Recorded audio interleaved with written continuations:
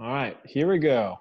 What's good, everybody? I'm Robert Dickens Jr. This is Ryan Reed. This is Elanders Frazier. This is John Gaal, and you're listening to Volta. Changing the conversation For percussion educators, Designers, And performers. What's going on, everybody? This is Robert Dickens, my man Elanders Frazier, Ryan Reed, and John Gaal. We are the Volta crew, back with another episode. This is episode 3, and today we're going to be talking about some judges' critique, getting some good information, because I think by the time this comes out, everyone will be in the middle of or getting ready for your first contest. So we really want to kind of give everyone some feedback and info on all that stuff. But before we jump into our topic today, I believe John Gaal has a quick teaching tip for us. Hey, what's going on, everyone? Thanks for tuning in. My teaching tip today, triple T, is when you're in the thick of it, teaching music, learning drill, adding choreography, don't forget the academic excellence as well. What I mean by that, your kids are in school to learn. And while we all know band is the most important class of the day, activity in the world, let's be real, our kids could be failing math or science or Spanish or English or whatever. So while I personally hate babysitting my kids because I feel as young adults they need to learn and grow and sometimes accept failure so that they can learn from those experiences. For the betterment of your group, it's better to be proactive than reactive. Check your kids' grades every 3 weeks at least for the progress report. The week before the report cards come out, call your kids in, every single one, and sit down and go over each of their classes. Why are you failing this class? Why have you not turned in this homework? While we know it's really the parents' job, the band is its own family in that regard. You need to make sure your kids are passing all your classes. Because I know here in Texas, with the UIL rule, no pass, no play, if your kids fail one class in the first 6 weeks, if multiple kids do that, your band size can dwindle extremely quickly. Next thing you know, football games are no longer fun. The competitive aspect is taken away. And while we may not do this for the competitive aspect, maybe more for the teaching aspect, teaching tip, stay on top of your kids' grades because their decisions affect the entire band's performance. Boom. I dig that. I'm digging that. I think that's really important, especially since I don't know if y'all have had this happen before too, where kids start not doing well in school and the parent pulls them out.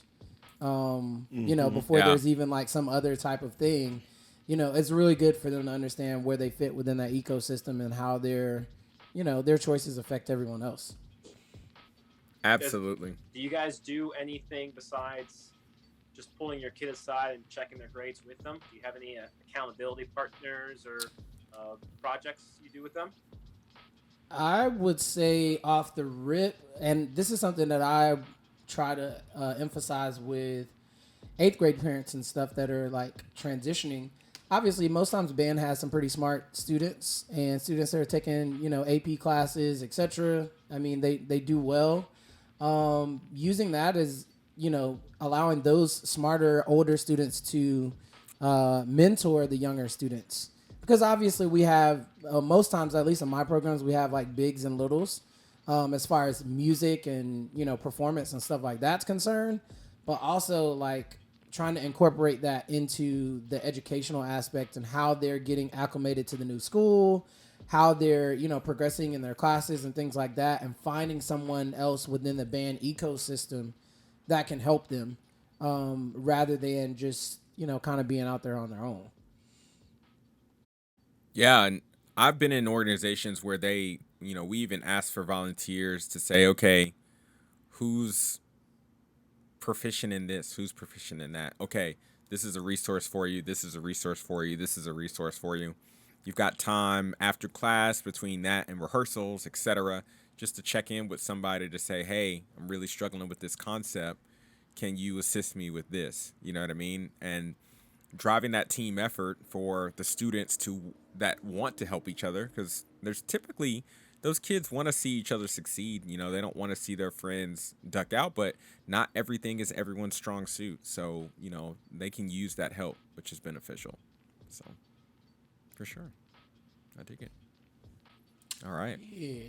Well, yeah. So, with that being said, let's segue into the critique section of our episode, which is very important just because we get some good critique and we get some awful critique. If you have been teaching any time, you know what I'm talking about. You get some people that give you some awful tapes. I would like to shout out a great tape that I've gotten this year. First of all, from Omar Carmenades. He actually was doing percussion at the Fulton County exhibition. And one of the things that I loved about his tape was the fact that he caught everything that was done really well. He caught the talent level of the students. He caught a lot of the connections within the score and how those things supported things. But he also caught things that weren't very good and also gave constructive feedback on how those things could be better, as well as things that are in the score that kind of felt like there wasn't really a payoff for that particular risk. So I felt like it was, to me, a good judge tape is sobering and is also educational for the student as well as the designers and the educators. But I do want to start talking about, first, before we get into what a good tape is and what we should do with good information, let's talk about what bad tapes are. I'm sure everybody has some horror stories on tapes that they've had and they've just been awful. And it's like, and also, let's be real, there's also some people that you see when they're judging a contest and you have to be there. You know, you're probably not going to listen to their tape. Let's just be real. There's some people's tapes I don't even listen to. Repeat offenders. I'm just saying, because they don't really have anything that, I mean, I'll say it this way. If I wouldn't more than likely bring you into a rehearsal to give me feedback and advice on changing things and give me a new perspective, which everyone on this call would fit into the category of people that I would call in, then if you don't fit in that category, I probably am not going to seriously consider your tape. That's just being honest. I don't think anybody will be mad because they don't know me. I'm too low on the radar right now. But that's just being honest. So, who's had some bad tapes? I know everyone has. Please tell me your favorite or your most spectacularly bad tape that you've ever received. The worst tape I ever received was from a judge that didn't say anything on the tape. And then when I asked him about it in critique, he was offended. What? When I asked him why he didn't say anything on the tape, well, the first question he asked me was, well, did you hear the tape? And I said, yeah, I heard the tape, but you didn't say anything. And he seemed offended. He seemed offended by that question. And then on the next show, because he judged us in multiple segments that year, the next show that he saw us in, he gave us a whole lot of stuff on the tape. But his comments seemed in spite of, because I was unafraid to address the judge as to why they felt that out of 8 minutes they couldn't offer us anything. And I don't understand why that is, because I feel like even if somebody's doing something at a basic level, you can still make commentary on it. You know what I mean? And get them to understand how they can continue to elevate their program. But a lot of, okay. Yeah. All right. Now watch that attack. Yeah. Like that to me does, like, I can't let my students listen to that. And I know that there may be a crop of people that have like a discussion between whether or not judges' tapes should be able to be listened to by just the instructor or the students. I honestly feel like you should be able to play your judges' tapes for your students. And they should be able to find value in not only the commentary that you're given, but the expansion of ideas and concepts that you provide to the instructor to say, hey, here's an opportunity that you have to do this, to do that. That way the instructor can go in and explain that and use it as a further teaching moment for their students. You know what I mean? You know, and I don't know if it's just, you know, the point in the career that individual is at, why they got to that point. But I felt like if that's all you had to offer, especially younger groups, if that's all you have to offer, maybe you shouldn't be offering it. Bloop.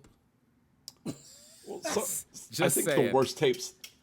Yeah, I think the worst tapes I've ever received are just the tick tapes. You know, like the play by play of what's going on. Like, oh, that's a scratch triplet roll. Oh, that's a bad lateral stroke. Oh, this rhythm's out of time. It's like, okay, you could just hold that tape up and let me listen to the show, and I can hear all the things that you're saying anyways. You know, I some of that has to do with both boxes not being represented in commentary. You know, like the top, when we talk about boxes being the top box, which is the composition, and the bottom box being the execution of things. I think all too often a lot of adjudicators judge from the bottom up. So the cleaner it is, the more they can talk about the composition. And there are aspects that the cleaner something is, the more you can read into like layered material and this and that, both visually and musically. But there's still design elements that enhance the story of the show or enhance the moments of the show that don't seem to get credit unless you're at a certain level. And that's that. I was in a critique this past weekend, and that was kind of what I sat down and just talked with a judge about. Of, you know, we keep going back to this theme both acoustically and electronically, and I just want to make sure that it's getting brought across. And he's like, I totally missed it. And I think that was a great critique, because I opened him up, and he's going to see us again in a couple weeks, and opened up to like, these are the things we're doing, and this is why everything is the way it is, and this is why this motion makes the motion the way it is because of that. But that's because there was a plan going into critique of, they missed this on the top box, and even if they give us credit for it next time, that's not going to affect the bottom box. But my goal was to go in and make sure they get all the compositional elements that they didn't talk about for whatever reason, you know. And I know we're talking about tapes right now, but I don't hear enough tapes, especially in the marching band side of things. The indoor thing, I think, is a little bit different, but on the marching band side of things, where composition is taken into account as much as it should be when giving commentary back. 100% agree with that. John, any bad tapes out there? And well, you're in Texas, so maybe you don't get any bad tapes. But well, the bad tapes, I guess, is typically from my drum corps experience, and that's just a tape that is, you open it, it's just Static. yeah, so make sure the file's not corrupted, and make sure you do a test run, judges, before you actually hit record. Are we talking to judges? In general, Can you hear us? some educators hey, out there that they are judge educators, called. so This is true. This is true. I have limited experience when it comes to judge tapes, except for the drum corps side of things, just because number one, while I was teaching here in Texas, in my tech position at some various high schools, typically the judge tapes were just given to the head band director. Maybe the percussion director would let me listen to the tapes, but I kind of let him deal with all that weight. And most of the time, it was either confirming or kind of questioning our original plan for the entire season. I was like, okay, we know this is going to be dirty going into this competition. We already know we're going to get hit by the judge here. And then, the judge confirming, hey, check this out, check this out. But that's because the director and we already talked beforehand going into that competition. We kind of knew what was going to happen. Most of the time, in my experience here in Texas, a lot of the judge tapes are very constructive.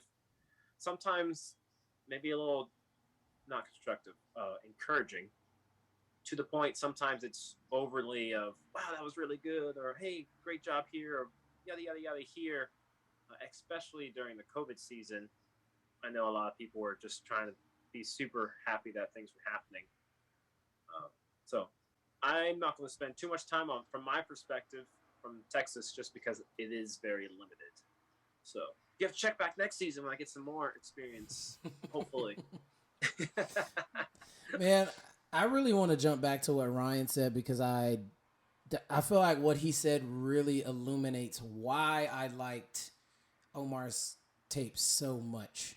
Because I had a couple times during the indoor season and again this fall, and I think that that's what it was. I think that I feel like he had a great balance of going between both boxes and being able to hear that certain things weren't necessarily like to the level of clarity that they should be to fully realize the composition.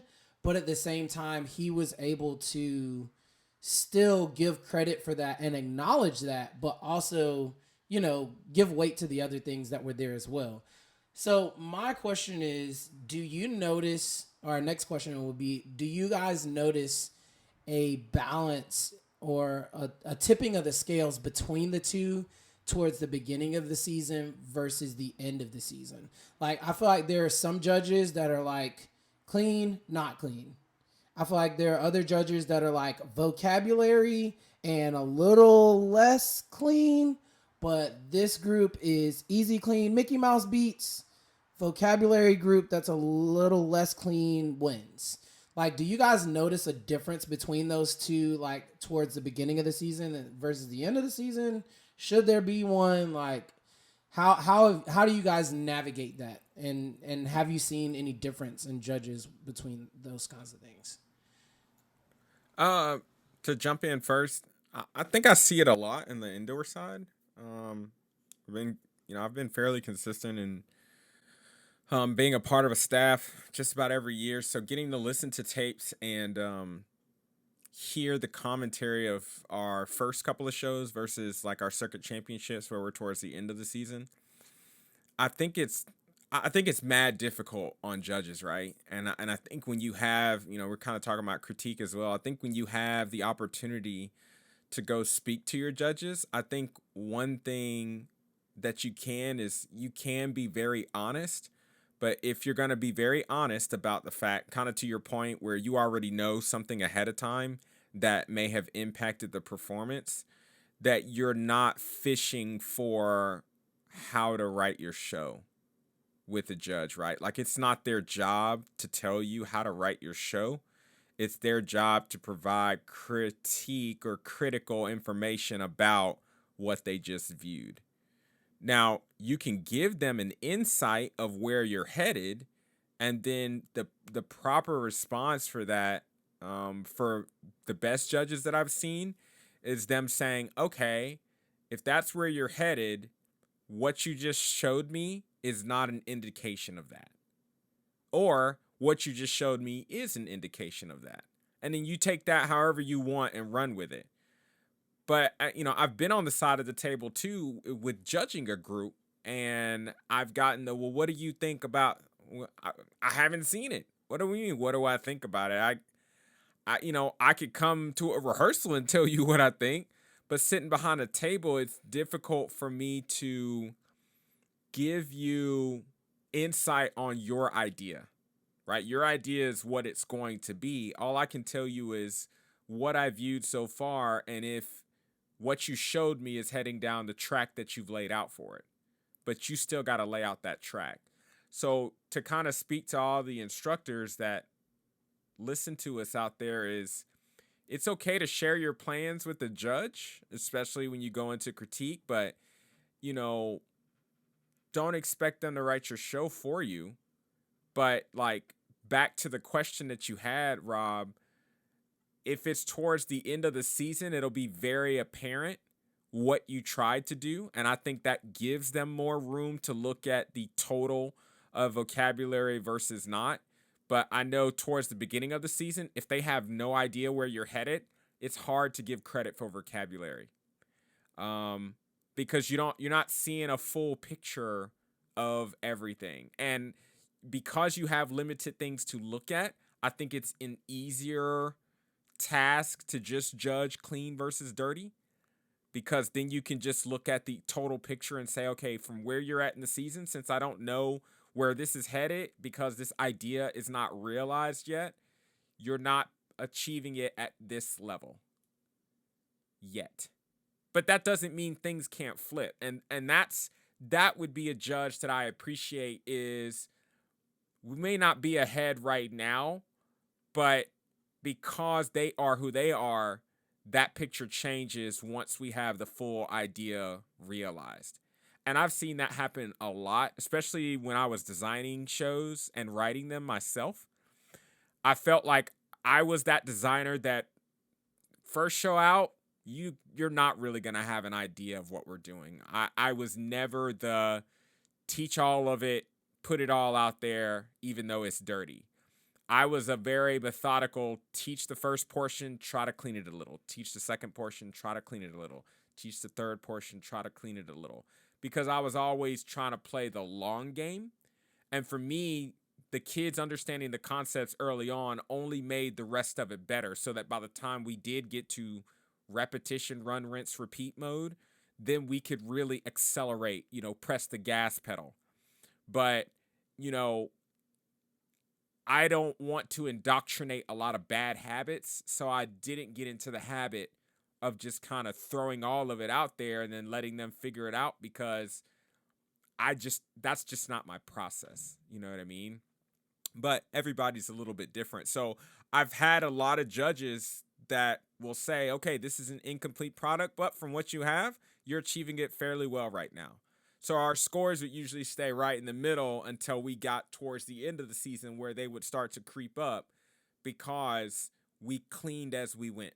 You know what I mean? But I think about that's the same way I do my house, though, right? I clean incrementally. I don't just wait till the whole house is a mess and then try to clean everything up at once. Like, I clean a little bit every day as I go, so by the time I get to the weekend, there's less that I have to do. So. Yeah, you'll always see a progression through a season in terms of feedback and commentary and that. I guess I shouldn't say you'll always. You will hopefully always see that. Especially early season. Again, going between the boxes, especially early season, the goal is always that you hope the judges dig in a little bit more on the top box, because you're going to be dirtier early on. You just haven't had the time to clean. And then it progresses into, a little bit more of the clarity's sake at the end, because that's, at the end of the day, clean is the most effective thing we do. If it's not clean, it's not effective. Early season, though, I think our best use of critique is helping to make judges aware of elements of the show that maybe they don't catch in a read. Just thinking, I took a group out a number of years ago and we played 40 seconds at our first show. That's just where we were at, and luckily with our indoor circuit up here, the first show in one of our Ohio circuits, we do, on the percussion side, we do an extended critique. So instead of getting 3 minutes with each judge, I believe it's like, I want to say 5 to 7, maybe even upwards of 10 minutes in critique. So that way you can sit down and go, this is where we're at.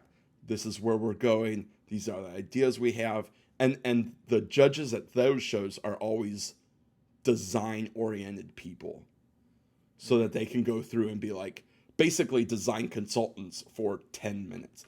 Which, right, if we're using critique effectively, that's what the judge is. They are a consultant for free consultant for however many minutes we get.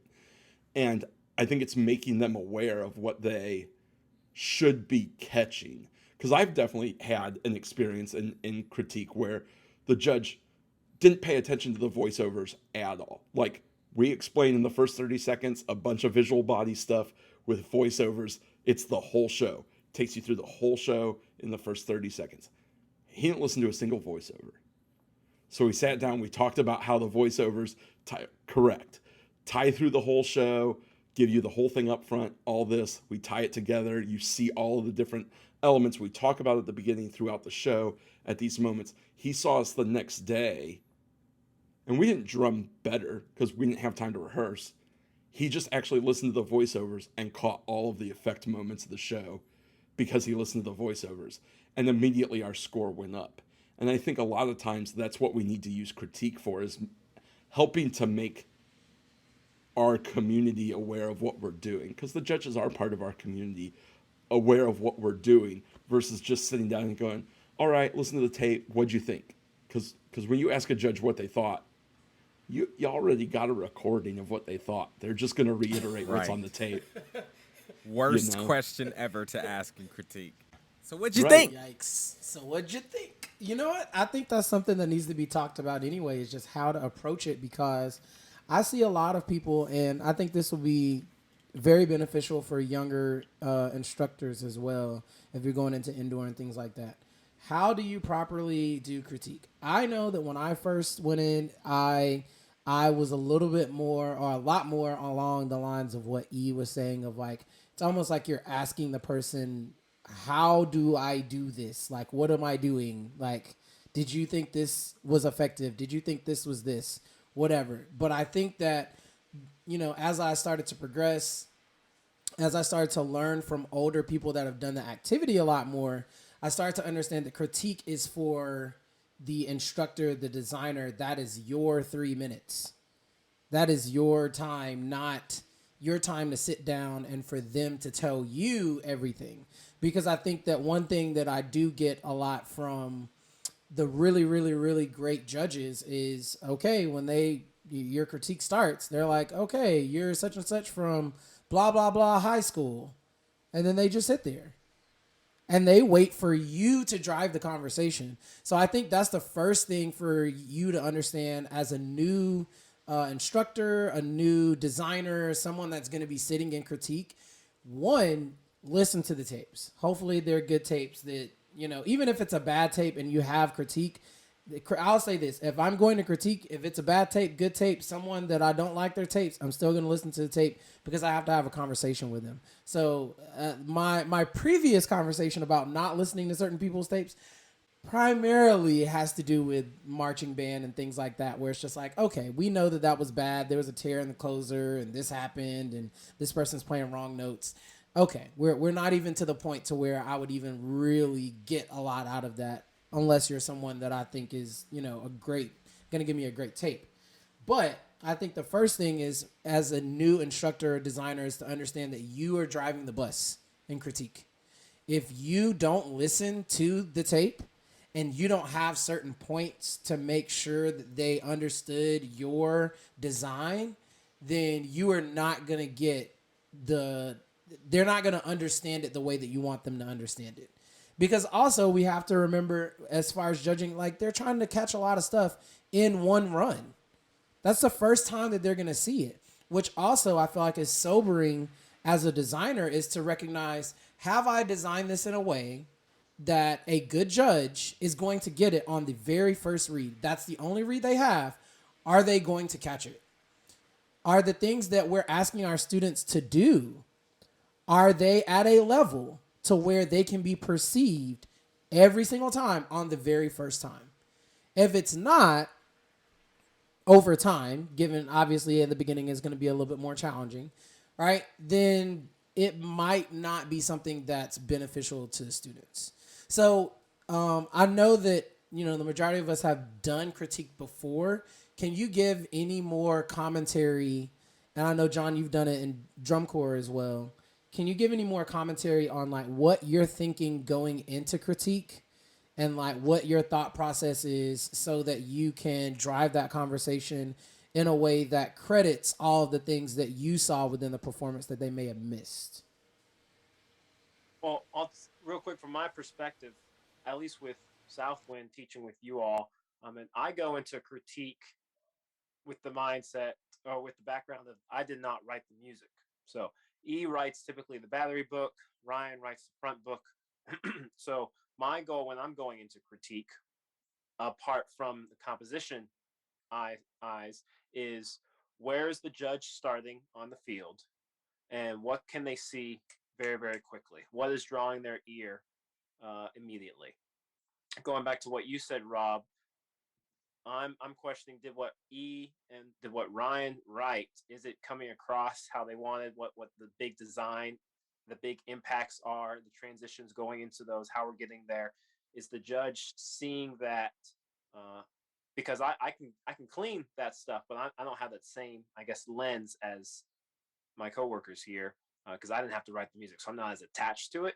So I can be a little bit more detached and kind of get that perspective of what, okay, if I was the judge, how am I maneuvering this show, and how should I be listening and focusing on during rehearsals apart from competitions with their mindset? I think I always go at it from the level of how do we stack up, especially in the drum corps idiom. Like, we're so far apart a lot from all of the competitors that we're going to see towards the end of the season, especially early season shows. Those judges are able to conference and be in, colleague with their other colleagues to see where the other groups are. And so I like to know, where do we stand in and I do this in indoor too, is where do we stand in relationship to our competitors? And I know that you could say, well, you shouldn't focus on your competitors, you should focus on your own product. But I do want to know, like, are we in the same league? Are we even in the same competition right now? Like, are we misclassified? That's something that I'm always concerned with as a writer, is, did I write appropriately for the classification that we're in? Like, if I'm writing for an A-class group, are we meeting all of the A-class skill sets? Did I write above their heads, or am I in novice?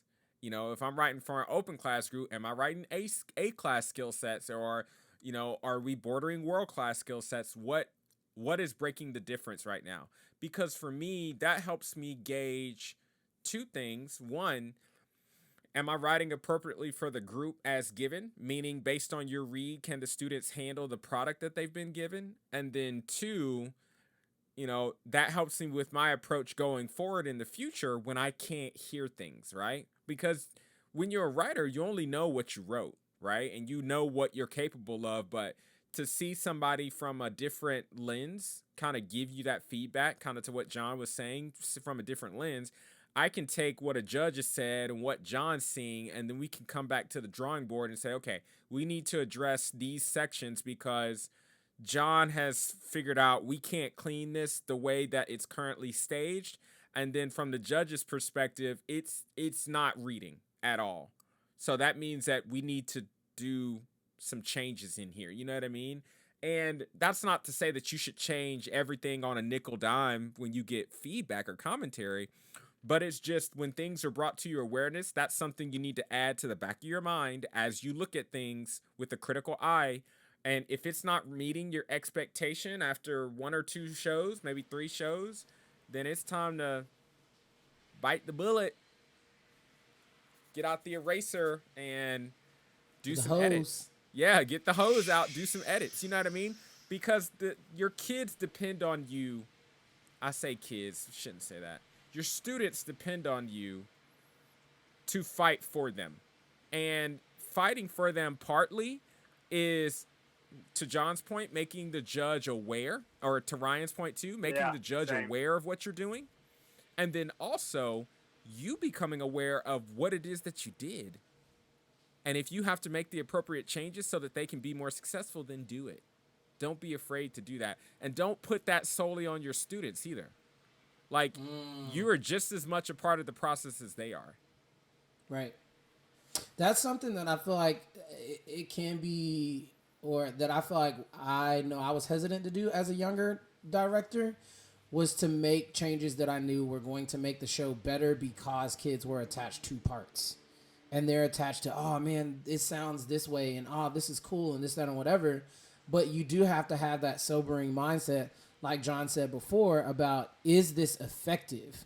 Like at the end of the day, if you were supposed to play something and people were supposed to clap at the end, if no one claps at the end and you don't get, it's like if you tell the punchline and no one laughs, okay, there's two things. Either the punchline sucks or the setup to the punchline sucks or all of it sucks. So either way, if you want the result you want, you got to find some kind of way to, change your perspective and be willing to make that change. And I think that to your credit, E, I think that especially, and I want to say this to any younger directors that are out there, you may be struggling with like making those changes because kids are like, I can play this, that, or whatever. I think it's important to let kids know that every change that we make from a design standpoint is not always about your vocabulary and whether or not you can play it. Sometimes it is. Now, obviously, that's sad because it's like, oh, it's a regret. Like, dang, I should have practiced that part. Now it done got cut. Now it's a bass feature and it was a snare feature. Well, you should have learned your beats. But sometimes that's not the case. It's just that doesn't fit well. And I think that it's important to explain that to your students so that they know and they don't get as butthurt every time that something changes because it's like, oh, he's taking away our beats. It's like, no, we're trying to make it as clear as possible. And this is a snare moment. This is a keyboard moment. And we don't need this in the way of that. And it's not that you can't play it, but it's just not as clear as we want it to be. Ryan, jump in there about the critique thing and kind of how you approach critique, because I'm interested to hear that. Yeah, I always try to go into critique with a plan, even before I've listened to the tapes. Like I've, in rehearsal, been digging into the show, and I know how I want things to be interpreted, but I also know as a designer and as an instructor that there are times where I go and I do things I'm like, is this really the best idea? Let's put it out there, see what they think, that kind of thing. So I always have questions ready to go even before I listen to the tapes. And then the other thing that I've started to do a lot, especially on the marching band side of things, but also on the indoor side of things, is the total product being taken in? From like I am a concert director, so we just do the music thing, but electronics are a musical tool that enhances the storyline that acoustic instruments can't do. Are those being taken in? Are those being observed? Because they do enhance the story and tell the story in a way that the students can't, or the acoustic music can't, and that kind of stuff. So for me, it's always going in with a plan of what do I want them to see next time, because especially up here, we don't always see the judges one time. Some judges we just see one time, but a lot of times we see them multiple times, especially the 2 circuits here in Ohio for the winter.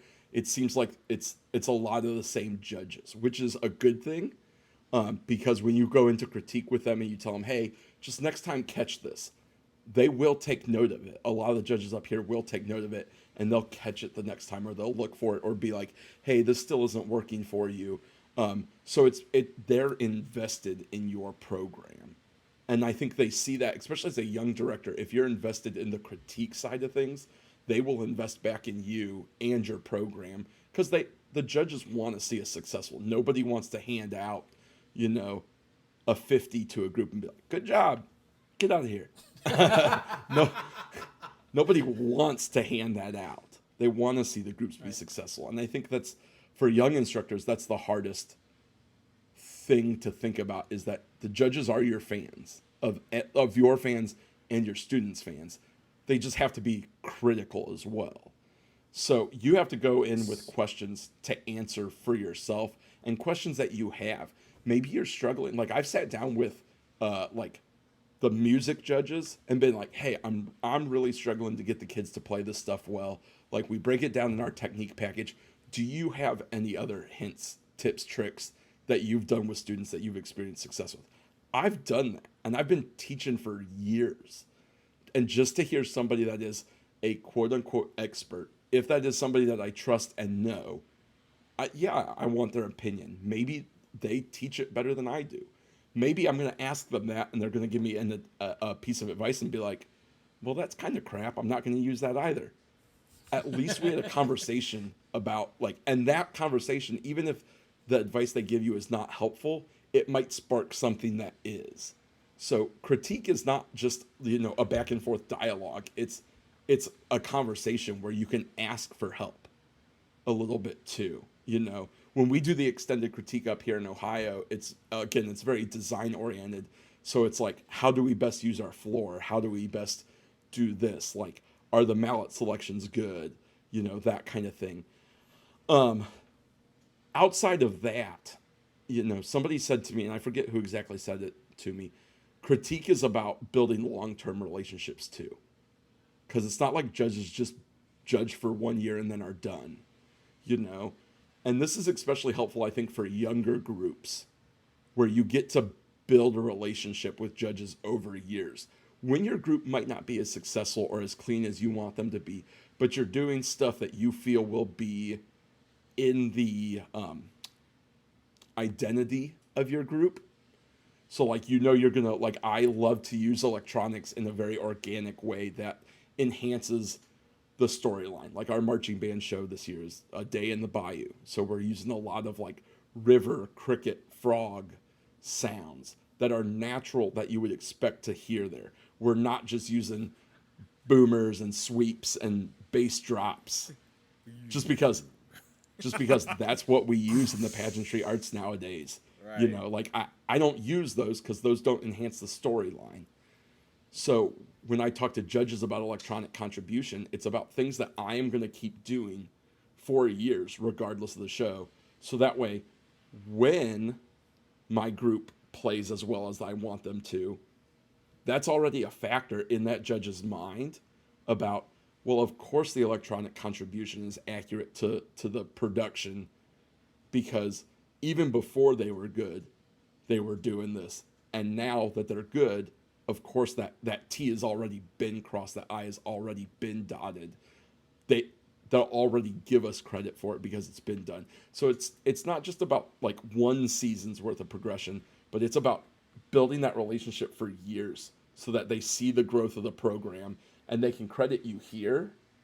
But then the things that the top box where you can get credit here when your bottom box is lower, they don't have to worry about the top box now, or you don't have to worry about it. You can worry more about going in and being like, hey, we're better. I had a judge come in one year. He's like, this is the best ensemble you've ever had. You're already doing these things. You've totally got a plan, clean up these things, this. Do you have any questions? And we had a great conversation about a couple things. But they recognize over years, if you treat it like a relationship, they invest in your identity, they invest in your growth, and they help you with that. And then they give you credit once once that growth has been realized. So I try to approach it especially that way too, as a long-term relationship. Man, I feel like I got a lot out of that. I'd never thought about it in that way, about it being a long-term investment and like people seeing your growth over time. That was something that I experienced for the first time this past winter, was seeing a couple judges like tell me that they could really see the growth of a group that I've been with for about 4 years, because they've seen that, they see me be there and seen our shows grow and continue to get better. And I think that they also have seen the identity of that group grow as well. Because definitely, to your credit, Ryan, I have always been a person that's like, well, if they're going to come out like smoking clean the first show, this is too easy and I'm not challenging them. Like, I want to do something that they're going to have to work until the end to, to catch up to it, which is, that's just my own personal philosophy. I do want to talk about, from everyone's perspective, deciding to not take a judge's critique into account.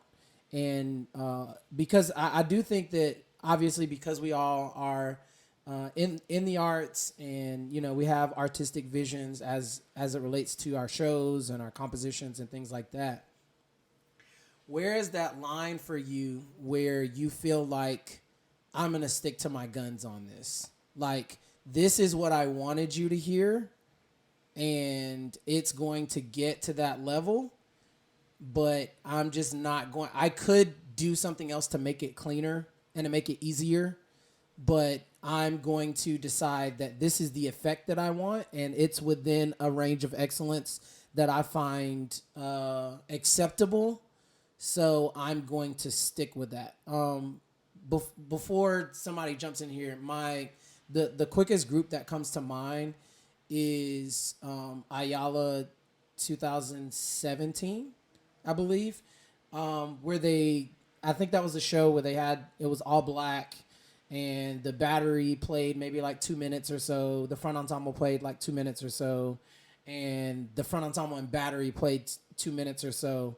And they did the exact same drill, but the battery did the drill facing backfield the entire time. When I think about that, I think about obviously they were in some kind of range where I guess you could say from a comfortability level, the excellence was of a level that you would think you could live with. But I'm wondering where that line is to where you say, this is the way that I want you to hear it. I'm sure there were judges that would say, I could credit that better if you turn them around or if you presented it in this way. Like, how do you guys navigate that line of saying, I want you to hear it this way artistically, and even though you feel like it would be more clear if I did it this way, I'm going to stick with that? I think first it has to be based on where you're at in the season when you're receiving that feedback. Obviously, if you're receiving that feedback at the beginning of the season, you've got time to think about it. I'm not saying you necessarily need to immediately jump to make changes based on critique that you've given, but you've at least got more opportunity and time to think about those choices to see if there are things that you want to alter. So I think it's got to be relevant to time, right?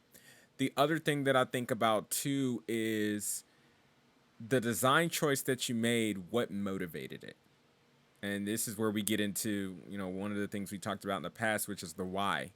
If you understand the why behind why you made a choice, then I think discounting what someone's opinion of it, because let's be honest, a judge's critique is their opinion. It's an informed opinion, but it's still an opinion. So, they're bringing that opinion based on their level of experience, what they've done, all of their experiences combined, they're providing that opinion. We'd like to think that, and like to hope to think that all judges are objective, but there is some subjectivity to it because you can't help but be subjective when it's your opinion, right? Because your opinion is going to differ from someone else's. Objectivity comes from the fact that the opinion is taken out of it and it's strictly based on a set of tools or parameters, right? We have tools and parameters, but there's still a level of subjectivity to it. So I want to kind of put that out there first, and then to say that if you feel that your why is stronger than the critique, then do what you feel is right for the show and for your students.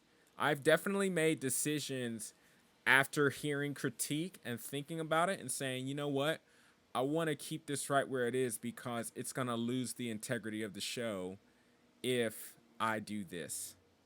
And it has to stay this way in order to set up the next things that are coming. You know what I mean? And while this person, from an opinion standpoint, may not understand it now, my gut feeling is that this is the right move to make. And every time I've made that decision, it has paid off. Right? But sometimes it might not pay off. Like you can't, everything in life comes down to 50-50 choice, right? Either you're going to turn it on or you're going to turn it off. Either you're going to do it or you're not going to do it. And you have to trust why you did something in the first place in order to make that decision on whether or not you're going to move towards the red light or the green light. Was that a Squid Games reference? That I'm so glad that you caught that. I just watched the first 2 episodes last so night. good. Yeah. I watched the whole I'm on the season. 2nd episode, so one of my students told me about it at the band contest. So was I like, busted right through the whole thing. Oh man. Oh, man. It's good. It's good, man. It's good. Yeah. I think Elanders is right though in terms of taking the commentary and taking it to heart, and then doing what is best for the group. You know, I would also go as far as to say that at the end of the day, it's still our show. You know, and you have to be happy with all of the ideas in it, and sometimes the judges will offer ideas that make your ideas better, in which case I always take those to heart. And then especially early on, I don't think this has happened recently, but there's been times where they push their ideas a little bit more, and I will think about those, but those usually don't make it in because at the end of the day, you know, I am the one that has to live inside rehearsing this show and feeling good about it, along with the students. And that's where I'm at, is I usually draw that line of, does this enhance what the plan already is, or what the idea already is? Because everything's planned out for our students anyways. They don't know our students as well as we do. So our plans are probably designed with the students in mind. I don't know anyone teaching at an A-class level that's like, I'm going to do all of these things that I know my kids can't do because I want to do them. Like, we're all smart enough to go. Like, everyone designing at an A-class level, most everyone designing at an A-class level is smart enough to go, these are what the students can do. These things are what the students can do. I'm going to pick maybe one or two things that they can't do to build that skill level up, but then everything has to be around that, you know? The biggest trap I always feel like is the more comment, you know, and that's the one downside I feel like of judges judging open and world and indoor, is that a lot of times we get stuck on what world-class groups do and how it's a full-blown circus, but A class is basic. So keep it basic. Don't get caught up in having to do more just because the top of the idiom is doing more.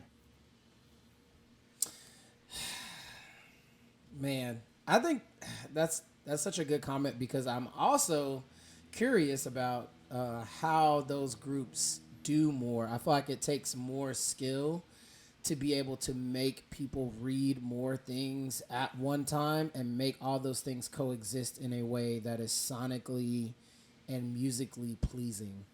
So I don't know if that's I don't know if that's me soliciting a guest for another episode or something. I don't know. I'm just soliciting information. Like, I'm interested to know, because obviously we can tell. I know I can tell the vocabulary of what happens in world class.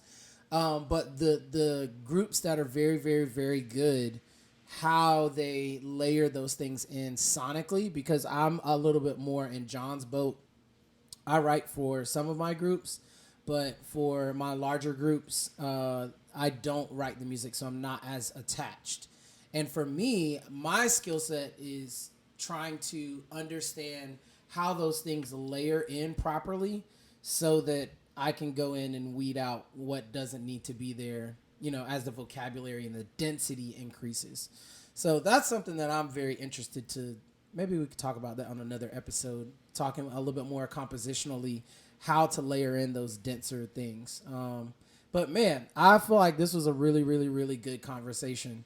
Lots of great information about critique, judges, all this kinds of stuff that's very, very, very relevant before we get into the indoor season and we're doing the marching thing. So as we bring this episode to a close, if you want to reach out to us, you always can. We love to get your commentary, get your information on Instagram at Volta Percussion, voltapercussion@gmail.com. I think I got that correct.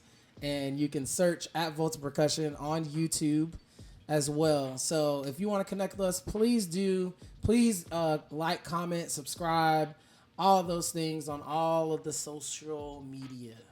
All right. I think that's it. Robert, Ryan, Elanders, and John Gaal, and we are the Volta crew. We will see you in the next episode. Peace. See ya. Cut. Ha ha. Stolen.